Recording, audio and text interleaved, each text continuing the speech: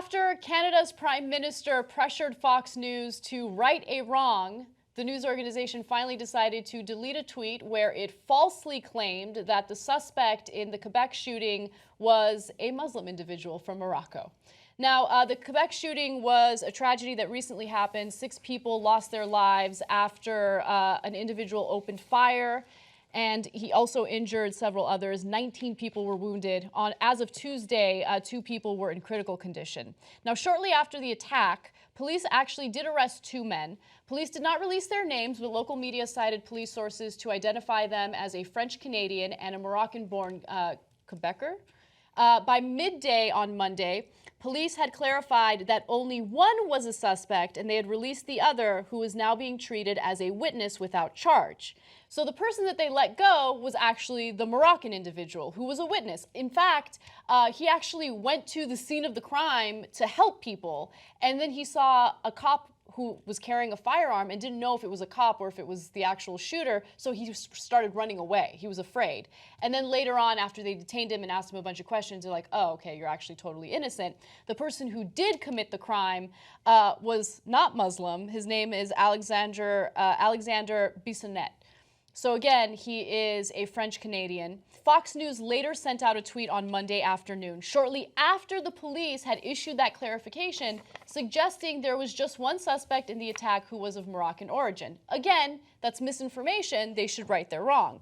But they didn't do it until the Prime Minister's office contacted them and said, hey, you need to take this tweet down and you need to apologize because the shooter was not Muslim. He was not the Moroccan guy. It was actually the French-Canadian guy. So, look, right after a shooting, there's mayhem, and there's the fog of war, and we say this all the time on there, especially when we're carrying something live. There'll be a lot of information that isn't exactly right. Wait 24 hours, you'll have much better information. 48 hours, much, much better, right? So their original wrong tweet, I'm not even getting on them for. Now that was all over the news, but maybe partly because of Fox News, that they were both suspects. And I had read that earlier in the day. So if you run with that headline, of course you should be careful, but mistakes happen as you're trying to rush and get news out. The not retracting it is the part that's so Fox News. Like, oh, we got it wrong and we said it was a Muslim, then we're not going to fix it. No, so I agree with you on the second part. I definitely disagree with you on the first part. Here's the thing. I get that as a news organization, you want to be first. You want to be first. I'm going to be the first to mention, to ID the suspect. That's so important. No. You know what's more important than being the first to ID the suspect? Being accurate about the suspect that you're identifying, because you could really put someone's life in danger if you're accusing a completely innocent person of opening fire and killing 6 individuals. So what if people knew at that point what the identity of the Moroccan guy was and they wanted to carry out an act of violence to get revenge? I mean, it would have been a nightmare. What if someone never saw the retraction and didn't know what the truth was about the identity of the shooter? It puts people's life in jeopardy. And by the way, I don't agree with any type of vigilante justice. I don't care who the actual suspect is. As a private citizen, you shouldn't go out and try to get justice on your own. You should let the justice system deal with it. But with that being said, as a news organization, you should not take situations like that lightly. You have to be careful. Yeah, and so, well, to partly back you up, Anna, most people hear about that news event as it's happening. They don't follow up for, additions to the story, updates a day later, day and a half later. And so what you say in the beginning is what most people are going to hear. So I understand that. It's just, we live in a very imperfect information world on the day of, right? Mm-hmm. There's a lot of speculation about who it might be before we find out who it is. And that speculation to some degree is normal. But, to the best of your ability, you should say that you don't have perfect information. Now, a tweet's only 140 characters, but once you put it out there that it's that, what does it do? And I went all over the internet. I saw it live as it was happening. Like, we know it. Oh, you think it's just, right-wingers against Muslims? No, it was a Muslim anyway. Ha ha! It was a Muslim, right? Now, it turns out he was, a witness, and he was trying to help the victims. But by the way, to this day, if you go and ask a right-winger, since they don't care about reality, I guarantee you at least half of them will say, oh no, the shooter was a Muslim. They'll say, I guarantee you if you poll them, Yeah, they'll say that. let's go to graphic 12. Yeah, just to show you how much of a Muslim the shooter was. Oh, there he is.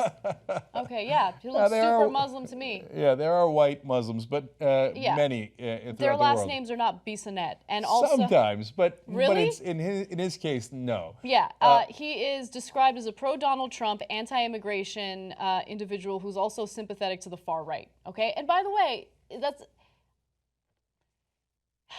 that's not to say like, oh, all Trump supporters are going to go off and shoot people up in a mosque. But it is important to note, hey, you know what? It doesn't matter what someone's political affiliation is. If they are extremists, they're extremists. And in this case, this guy was an extremist. So that leads me to my final point about Fox. First of all, you can't call yourself a news organization if somebody says, okay, look, you got this wrong, and it's very public, and like from time to time, by the way, we make mistakes. And oh, our critics love it. Oh, you misspoke about something. Oh, this made my year, right? And we'll come out and say, hey, you know what? Even though it's our critics and they yada yada, but okay, here's the reality, and so we got that one a little wrong or misspoke, whatever it might be, right? God bless. Okay, I actually think that the audience, being our editors from time to time, we do 2-hour show every single day. You know, without a prompter. Without a prompter, that's helpful because we want to get you the truth. We're not. You know, that's our whole point here, is to try to be as honest with you guys as possible, et cetera. Now, but in their case, it's a giant so-called news organization. They know they got it wrong. There's an entire public campaign to get them to, they're not asking for Bill O'Reilly to come out and say, I speak for Fox News and I apologize, right? They're just saying, take down the goddamn tweet. Right. And it took like forever to take the tweet down.